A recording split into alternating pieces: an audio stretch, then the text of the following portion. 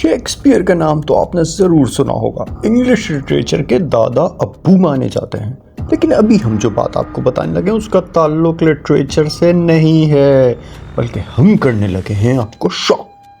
William Shakespeare की सोचा मोहतरमा यानी उनकी वाइफ का नाम था एन हथावे। अब आप सोच रहे होंगे यार ये नाम तो कहीं सुना सुना लग रहा है। बिल्कुल सही कहा। हॉलीवुड की एक मशहूर एक्ट्रेस का भी यही नाम है, एन हथावे। अब आप कहेंगे ये तो कोई ऐसा शौक नहीं लगा। भैया अभी तो हमने आपको असल बात बताई ही नहीं है, तो शौक कैसे लगेगा। तो अब आते हैं मुद्दे की तरफ। एन हथावे जो हॉलीवुड एक्ट्रेस हैं और जिनका नाम सेम टू सेम शेक्सपियर की वाइफ का नाम है। जरा एक नज़र एन हथावे के शौहर एडम शुल्मन को भी देख लें। लगाना शौक।